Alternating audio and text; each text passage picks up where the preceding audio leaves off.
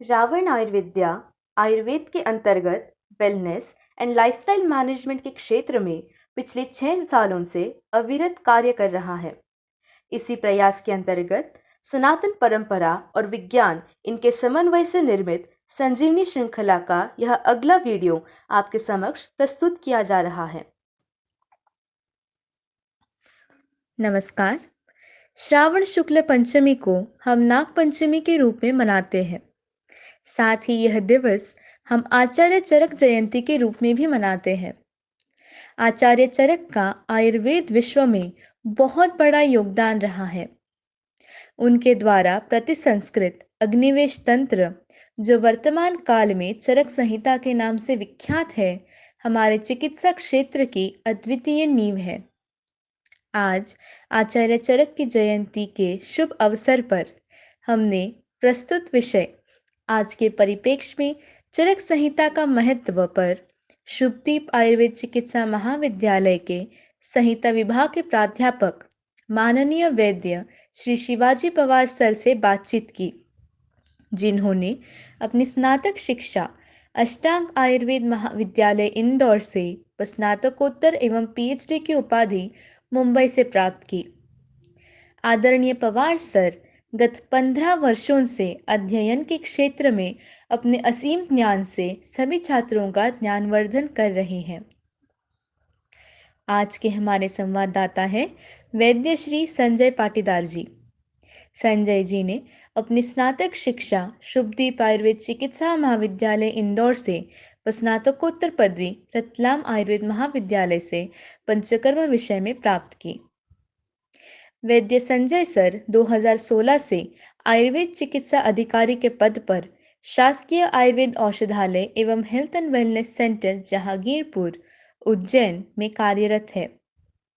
हम यह आशा करते हैं कि ये साक्षात्कार आप सभी के लिए अत्यंत ज्ञानवर्धक होगा।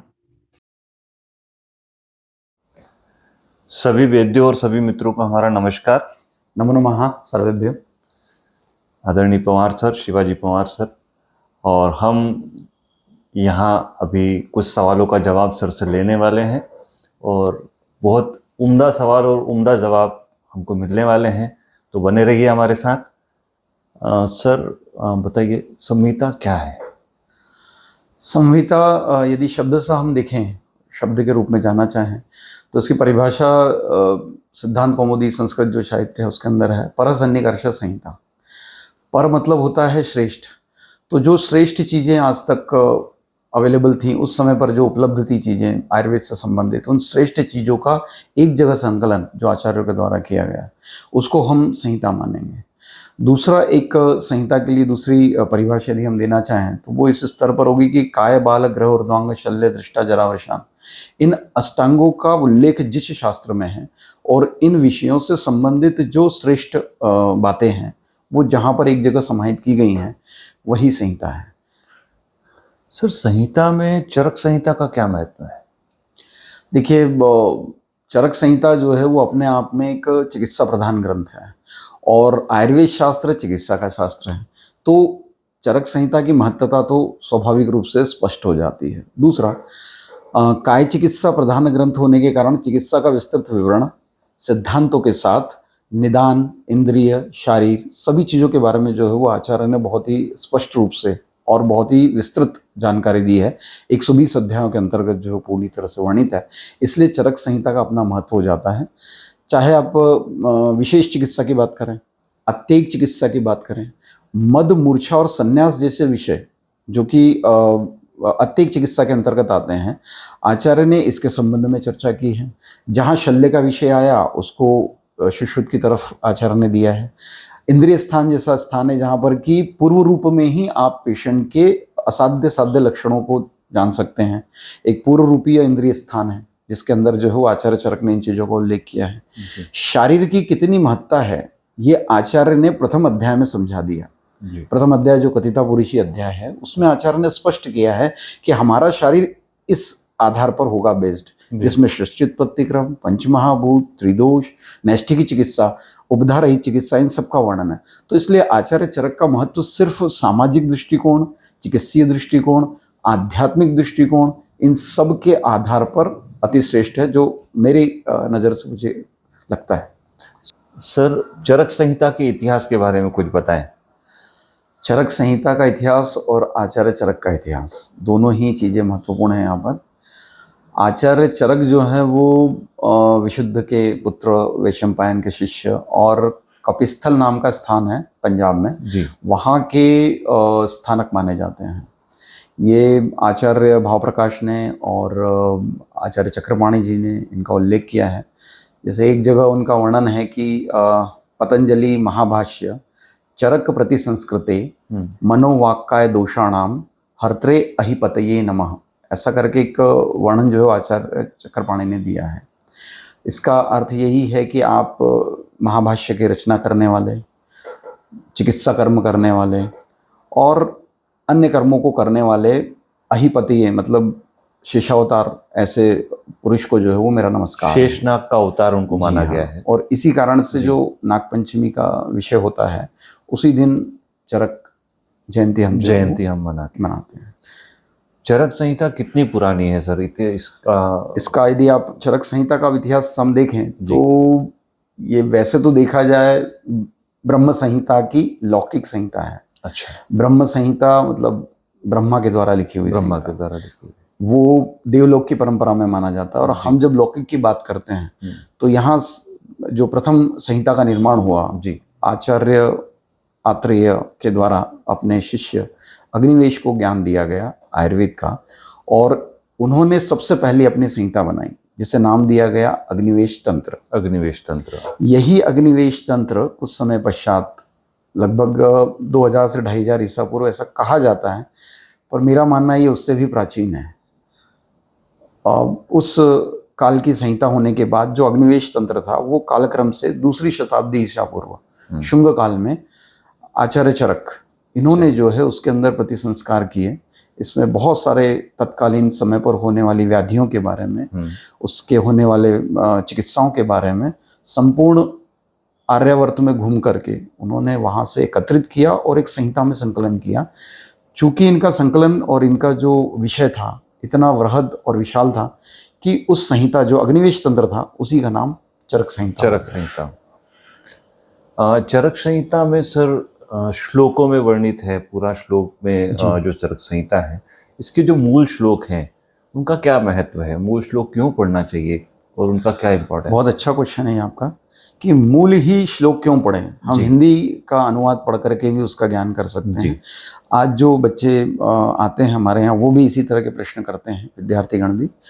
स्वाभाविक रूप से लोगों की प्रवृत्ति होती है कि आसान मार्गों को अपनाया जाए, लेकिन कई बार आसान मार्गों को अपनाते समय हम उसकी मूल भावनाओं के साथ में खिलवाड़ करते हैं, उसकी आत्मा जो है वो छूट जाती है। अब मूल श्लोकों की आत्मा क्या है? तो वास्तविकता में जो मूल श्लोकों की रचना हुई है वो छंदों में है। छंद मात्रिक होते हैं, अष्टमात्रिक, षोडश मात्रिक। यहाँ जो छंदों की रचना है वो अनुष्टुप छंद है, और इस अनुष्टुप छंद को याद रखने के लिए, गायन करने के लिए एक पद्धति, एक शैली है। यदि आप उसके मूल स्वरूप को नहीं जानेंगे तो उसकी आत्मा को, भावनाओं को नहीं पकड़ पाएंगे, और नहीं पकड़ पाएंगे तो उसका जो प्रभाव होना चाहिए वो प्रभाव नहीं मिलेगा। जैसे हम मंत्र चिकित्सा में समझते हैं तो ये श्लोक नहीं है, ये सब मंत्र है। और इन्हीं मंत्रों को जब आप उस रूप में याद करोगे तो उसके जो वाइब्रेशंस निकलेंगे, उसका जब आप सही उच्चारण करोगे, सही तरीके से उसको आप समझ पाओगे, तो ही उसका अल्टीमेट इफेक्ट आएगा। आपने बताया अष्टपदात्मक, षोडश पदात्मक, ये क्या है? मतलब ये थोड़ा सा छंदों की कुछ मात्राएं हैं जैसे त्रिष्टुप, अनुष्टुप, वेदों की रचना जो की गई है वो विशेष प्रकार के छंदों में की गई है। और छंद होते हैं किसी भी श्लोक में होने वाली मात्राएं, एक लाइन की मात्राएं। अब मात्राओं का जो विषय होता है वो एक मात्रिक, द्विमात्रिक इस तरह से गिना जाता है। यदि कोई अर्ध शब्द है तो उसे अर्धमात्रिक किया जाएगा, यदि कहीं पर बड़ी मात्रा लगी है तो उसे द्विमात्रिक गिना जाएगा। और इन संख्याओं को गिनने के बाद 8 का नंबर पूरा होना चाहिए। तो ये देखिए कि इतना वृहद विस्तृत गणितीय विज्ञान है उस छंदों के पीछे, जिसे हम पढ़ते समय कभी समझ ही नहीं पाएंगे। यदि हम उसको समझ करके पढ़ेंगे तो निश्चित रूप से उसकी महत्ता, उसकी विशेषता और उसके होने वाले प्रभावों को हम लोगों तक पहुंचा पाएंगे। यदि हम सिर्फ ट्रांसलेशन पढ़ करके ही उसकी बातों को बताने की कोशिश करेंगे तो मेरे ख्याल से वो अर्ध सत्य ही है। इसलिए मूल श्लोकों को जानना अत्यंत आवश्यक है। चरक संहिता में सर व्याधियां जो हैं, कौन कौन सी व्याधियों का वर्णन मिलता है? जो बिल्कुल, चरक संहिता जो है एक चिकित्सा प्रधान ग्रंथ है। इसमें आचार्य ने वैसे तो जो है वो जितनी व्याधियां 30 अध्याय जो चिकित्सा स्थान के हैं उनमें कुछ व्याधियों का वर्णन है। सूत्र स्थान में भी स्थौल्य जैसी व्याधि का वर्णन आचार्य ने किया है। जिन व्याधियों का वर्णन है उसके अलावा भी जो व्याधियां नहीं हैं जी, जो भविष्य में उपस्थित हो सकती हैं उनका वर्णन भी आचार्य चरक ने किया है। वो कैसे है सर? उसके लिए एक कोटेशन दिया है आचार्य चरक ने सूत्र स्थान में। विकारा नाम अकुशलो न जन्निहात कदाचनम, न ही सर्व विकारा नाम नामो अस्ति ध्रुवा स्थिति, ऐसा आचार्य का मत है। अर्थात आचार्य को भी ये चीज़ों का ज्ञान था कि यदि किसी कारणवश भविष्य में होने वाले प्राकृतिक वातावरण परिवर्तन के कारण कुछ नई व्याधियां जब उत्पन्न होती हैं तो उन व्याधियों की चिकित्सा कैसे की जाए, तो उसके लिए उन्होंने ये सूत्र का निर्माण किया कि यदि किसी कारणवश यदि नई व्याधि उत्पन्न हुई भी है और वैद्यों को उस व्याधि के नाम के बारे में ज्ञात नहीं है तो आपको उन नामों की तरफ जाने का प्रयास नहीं करना है। आपको दोष, दुष्य, अधिष्ठान, इन तीनों चीज़ों को जान करके चिकित्सा के लिए प्रवृत्त होना है। क्योंकि किसी भी अवस्था में दोष और स्थान विशेष, दुष्य विशेष, स्त्रोतस ये परिवर्तन नहीं होंगे। त्रिदोषात्मक व्याधि ही होगी, या तो सन्निपातज व्याधि होगी या द्विदोषज होगी, और स्थान विशेष, स्त्रोतस विशेष आपको पता हो तो आप चिकित्सा करने के लिए प्रवृत्त हो सकते हो। तो समस्त प्रकार की, जैसे आज के समय में हम देखें तो प्रमेय हैं, गुल्म हैं, या कुष्ठ जैसे विकार हैं, राज्यक्षमा हैं, तो उन्माद, अपस्मार जैसी मानसिक व्याधियां हैं, इन सब का वर्णन आचार्य चरक ने चिकित्सा स्थान में किया है। अभी जैसे इम्यूनिटी को लेके कोविड के टाइम पे भी काफ़ी कुछ बातें हुई थी। इम्यूनिटी को लेके चरक संहिता में क्या है, उसको हम कैसे बढ़ा सकते हैं, कुछ बताएं। देखिए, चरक संहिता का या आयुर्वेद का ही प्रयोजन है स्वस्थस्य स्वस्थ रक्षणम आतुरस्य विकार प्रशमनम। यहाँ जो पहला कोटेशन की लाइन है स्वस्थस्य स्वस्थ रक्षणम, यही अपने आप को साबित करती है कि मूल उद्देश्य या प्रथम उद्देश्य हमारा यही है। अब इस उद्देश्य की प्राप्ति कहाँ से होगी? तो निश्चित रूप से जब तक हम ओज को निर्मित नहीं कर पाएंगे शरीर में तब तक व्याधियों से बचे नहीं रह सकते। अब ओज को निर्मित करने के लिए कौन कौन सी विधाएं हैं, तो जैसे सूत्र स्थान में आचार्य ने दिनचर्या, ओज को हम इम्यूनिटी से समझ सकते हैं।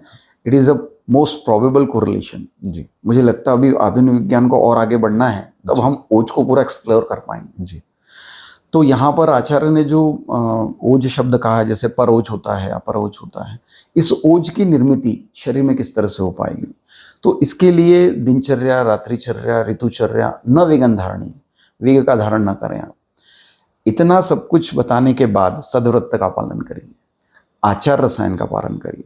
रसायन अध्याय में आचार्य ने और कुछ ऐसे विशेष योग दिए जैसे पिपली रसायन, भल्लातक रसायन, शिलाजितु रसायन। इन रसायनों के प्रयोग से आप अपनी इम्यूनिटी को और अच्छा बढ़ा सकते हैं। मतलब सर वेगों का धारण नहीं करना, मल मूत्र के वेग, छींक जो आती है, खांसी जो आती है, इनके वेगों का धारण नहीं करना है। अलग अलग जो अलग अलग वेग होते हैं। आचार रसायन में क्या क्या चीजें हैं? आचार रसायन में आचार्य ने बहुत ही सिंपल चीजें जो आप लगभग आचरण से ही अपनी इम्यूनिटी बढ़ा सकते हैं। जैसे हमारे प्राचीन ऋषि मुनि जो है वो जंगलों में रहा करते थे, तो बहुत ज़्यादा वहाँ पर प्रकृति के सानिध्य में रहना है, तो उस समय आपका इम्यूनिटी ओज अच्छा चाहिए। तो उन्होंने इन आचरणों को फॉलो किया और इसीलिए उनकी इम्यूनिटी और इतना अच्छी रही कि उनको व्याधियों की समस्या नहीं रही। जैसे आचार रसायन में, जैसे आपने प्रश्न किया था कि आचार रसायन में क्या है, तो सत्यम वदिनम क्रोधम निवृत्तम, सत्य बोलिए, क्रोध का त्याग करिए, मध्य मैथुन से रहितम मध्य मैथुनात्, अहिंसा, मन वचन और कर्म से हिंसा ना करें आप, अनायास, किसी के चीज़ों को लेने की इच्छा ना हो, प्रशांत, प्रियवादिनम, प्रिय बोलने वाला हो, सत्य बोलने वाला हो। तो ऐसे और भी कई गुण जो है वो आचार्य ने इसमें बताए हैं।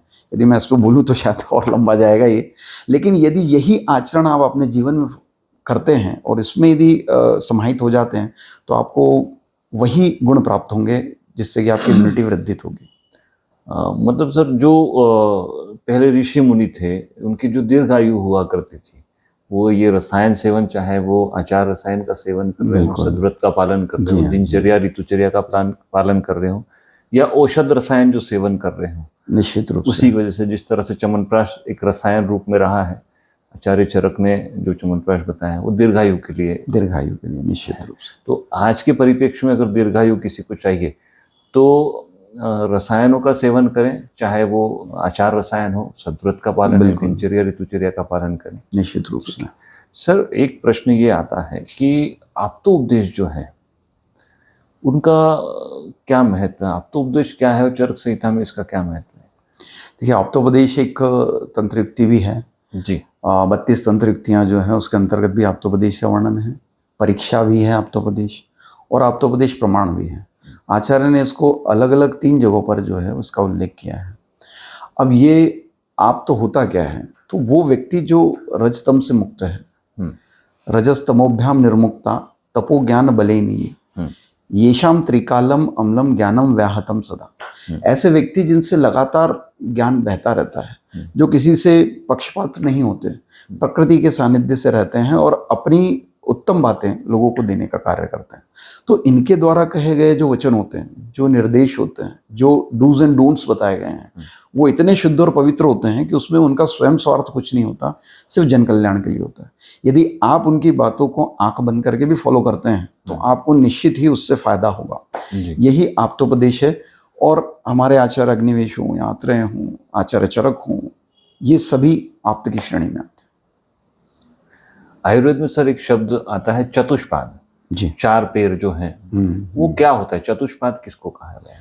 चतुष्पाद एक उदाहरण के रूप में यहाँ पर शब्द है। जैसे चारपाई होती है जी, तो चतुष्पाद 4 पैर, चारपाई जिस तरह से 4 पैरों पर पूरी तरह से स्थिर रहती है और आप कितना भी हिलाने की कोशिश करें गिरेगी नहीं, उसी तरह से चिकित्सा के 4 पैर हैं।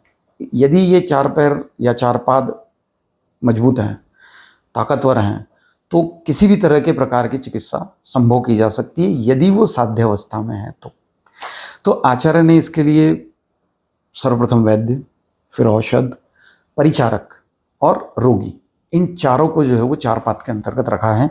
इनके 4-4 गुण बताए गए हैं प्रत्येक के, और उन 4-4 गुणों से युक्त होने पर या उन 4 गुणों की पुष्टता होने पर किसी भी प्रकार की साध्य व्याधि को वैद्य ठीक कर सकता है।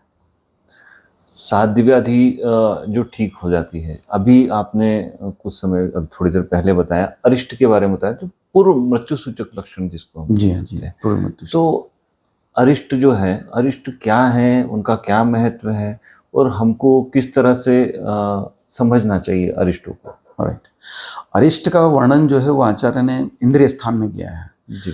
तो इंद्रिय स्थान जब व्यक्ति मृत्यु समीप होता है तो उसकी इंद्रियां अपने स्वाभाविक कार्य को करने से रुक जाती हैं। जैसे हमने भी ऑब्जर्व किया होगा या देखा होगा, आईसीयू या बेड रिडन जो पेशेंट्स होते हैं उनमें धीरे धीरे करके सुनने की क्षमता, देखने की क्षमता, पहचानने की क्षमता धीरे धीरे कम हो जाती है। ये हम स्वाभाविक रूप से देखते हैं। तो निश्चित मृत्यु के समीप जो व्यक्ति पहुंच चुका है उसका सर्वप्रथम असर या लक्षण उसकी इंद्रियों पर होता है, ज्ञानेंद्रिय और कर्मेंद्रियों पे। ज्ञानेंद्रिय और कर्मेंद्रिय दोनों इंद्रियों पर जो है आपको असर आएगा। और विशेष करके मेरा ये उद्देश्य है, क्योंकि आचार्य ने जो शुरू के 5 चैप्टर दिए हैं, शब्द, स्पर्श, रूप, रसगंध, तो ये कहीं ना कहीं जो है वो ज्ञानेंद्रियों पर ज़्यादा फोकस करते हैं। तो आचार्य का मत था कि जो ज्ञानेंद्रियां हैं उनमें ज्ञान को ग्रहण करने की क्षमता कम हो जाती है या समाप्त होने लग जाती है। ऐसी अवस्था को यदि आप पहचानना सीख जाओ तो आप व्यक्ति की असाध्यता के समीप हो जाते हो, और यदि व्यक्ति असाध्यता के समीप है तो आप उसको एक सही तरीका बता सकते हैं कि अब व्यक्ति असाध्य अवस्था में जा चुका है। यही इंद्रिय स्थान का महत्व है। इसमें पूर्व रूप में ही, जैसे एक पूर्व रूप अरिष्ट करके हैं, तो जैसे गुल्म व्याधि है, आपको यदि उसमें नख नीले वर्ण के मिल रहे हैं, अब जैसा हम जानते हैं साइनोसिस में नीले वर्ण के नख हो जाते हैं, आटोप मिल रहा है, अध्यमान मिल रहा है, शिरशूर मिल रहा है, ऐसी अवस्था में यदि पेशेंट आपके पास में पूर्व रूप में आता है तो वो संभवतः अरिष्ट की तरफ जा सकता है। ऐसा आचार्यों ने ऐसे कई प्रकार के अरिष्ट बताए हैं। शारीरिक अरिष्ट है, फिर मानसिक अरिष्ट भी है कुछ, हाँ मानसिक अरिष्टों को भी है, जैसे स्वप्नारिष्ट है, स्वप्नारिष्ट बताया है जी, दूतारिष्ट है। दूतारिष्ट है। स्वप्नारिष्ट में ऐसा है कि व्याधि की अवस्था में मनुष्य के शरीर में होने वाले मानसिक भाव का परिवर्तन जी, उसके अनकॉन्शियस माइंड में जो है वो स्टेबल हो जाता है जी, और रात्रि में सोते समय उसको वही स्वप्न नजर आने लग जाते हैं। तो इनका भी सूक्ष्म अवलोकन करके आचार्यों ने उन विशेष स्वप्नों को विशेष व्याधि की अवस्थाओं के अंतर्गत बताया है। जैसे दक्षिण दिशा की ओर कुत्ते के द्वारा खींच करके ले जाया जाना, ये विशेष लक्षण है, वो इस तरह के स्वप्न देखता इसे है। स्वप्न के देखता है। जी, रक्त पित्त से संबंधित है या कुष्ठ से संबंधित है तो कुष्ठ में स्नेह से नहाते हुए अपने आप को देखता है। रक्त पित्त में लाल वर्ण की साड़ियों को देखता है, जी, उस साड़ियाँ पहनी हुई महिलाओं को दिखता है। तो ये सब प्रभाव कहीं ना कहीं आपकी व्याधियों के अनकॉन्शियस माइंड पर प्रभाव और उनका अवलोकन, इसकी सूक्ष्म विवेचना आचार्य ने यहाँ पर की। उस समय इतनी सूक्ष्म विवेचनाएं जो आचार्यों ने प्रकट की, आज के परिप्रेक्ष्य में तो ये संभव भी नहीं है, संभव ही नहीं है, नहीं क्योंकि है। हम मानसिक भाव पे जहाँ जाते हैं तो जी। हमारे पास में एक्सप्लोरेशन 5 से 10% ही है। जी, आचार्यों ने अपनी क्षमताओं और अपनी ज्ञान विज्ञान के माध्यम से उन्होंने इतनी सारी चीज़ें जो है वो निकाल करके रखी हैं संसार के सामने कि आप इसका प्रयोग करें और इसका लाभ उठाएं बिना किसी पैसा खर्च किए। ये महानता है हमारे आचार्य। जी सर, इसी परिप्रेक्ष्य में एक प्रश्न और मैं पूछना चाहूँगा कि उत्तम वैद्य जो होता है, अब आपने संहिता के बारे में बताया, तो एक उत्तम वैद्य क्या होना चाहिए और एक उत्तम रोगी क्या होना चाहिए? क्योंकि रोगी का भी उत्तम होना जरूरी है, उसके भी गुण है। और आज के परिप्रेक्ष्य में तो ये प्रश्न अत्यंत ही समीचीन है जी। क्योंकि आज की अवस्था ये हो गई कि रोगी जरा सा भी यदि उसके मन के मुताबिक नहीं होता है तो वो कई बार अस्पताल को और डॉक्टर्स को, वैद्यों को हानि पहुंचा देते हैं। जी, बिल्कुल सही कहा आपने। इसमें वैद्य के जो मुख्य गुण हैं, जैसा कि अपन ने चतुष्पाद के संबंध में भी चर्चा की अभी कुछ समय पहले, उसमें ऐसा है कि दक्ष तीर्थार्थ शास्त्रार्थ दृष्टकर्मा शुचिर्भिषक, दक्ष अपने कार्य में स्किल्ड, तीर्थार्थ शास्त्रार्थ गुरु के मुख से, जो सिद्ध गुरु हैं उनके मुख से ज्ञान ग्रहण किया हो, शास्त्र को अच्छी तरह से जाना हो, शुचि कर्म, शुचि आजकल ये बहुत ही महत्वपूर्ण विषय हो गया है। शुचि मतलब स्वच्छता, स्वच्छता शारीरिक और मानसिक। आजकल मानसिक शुचिता की कमियों के कारण हम दिन प्रतिदिन देखते हैं कि डॉक्टर पेशेंट के ऊपर प्रत्यारोप आरोप करते हैं और रुग्ण जो है वो डॉक्टर के ऊपर, वैद्यों के ऊपर जो आरोप प्रत्यारोप करते हैं। तो यहाँ पर मानसिक और शारीरिक शुचिता आवश्यक है।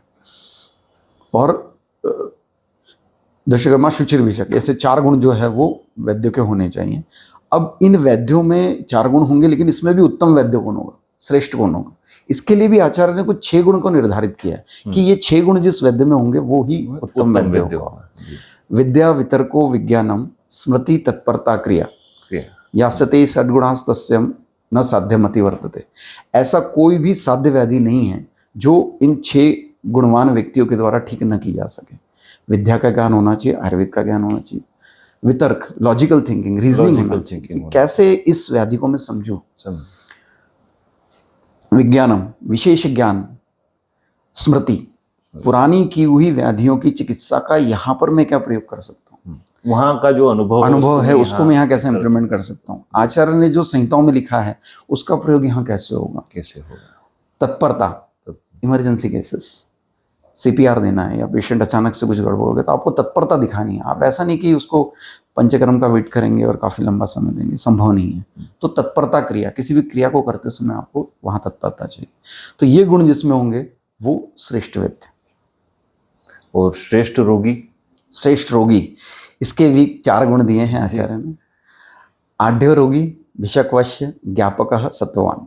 आढ़्य मतलब धनवान होता है वैसे, लेकिन यहाँ धनवान का तात्पर्य ये है कि उसके पास कम से कम इतना पैसा हो कि अपनी आवश्यकताओं के लिए आवश्यक जो सामग्री है, जो औषधियाँ हैं, वो क्रय कर उतना ही खरीद पाए, इतना पैसा उसके पास होना चाहिए।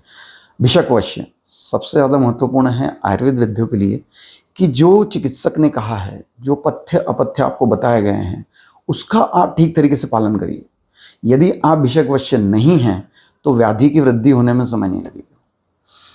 ज्ञापक, ऐसा रोगी होना चाहिए जो अपनी समस्याओं को ठीक तरीके से वैद्य को बता सके।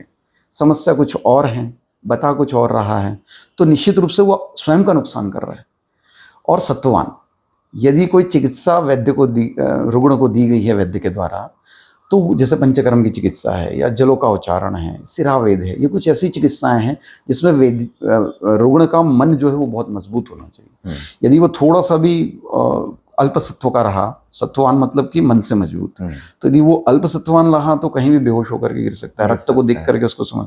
तो व्याधि की जो औषधियां हैं या व्याधि की जो प्रक्रियाएं हैं उनको सहन करने की क्षमता उसमें होनी चाहिए।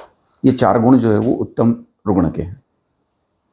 बहुत अच्छा आपसे ज्ञान सुनने को मिला और हम अपेक्षा करते हैं कि अगले और किसी वीडियो में फिर आपके सामने हाजिर होंगे, फिर आपके सामने कुछ नई चीज़ें आयुर्वेद के बारे में हम लेके आएंगे और आपका और बाकी सभी लोगों का ज्ञानवर्धन करेंगे।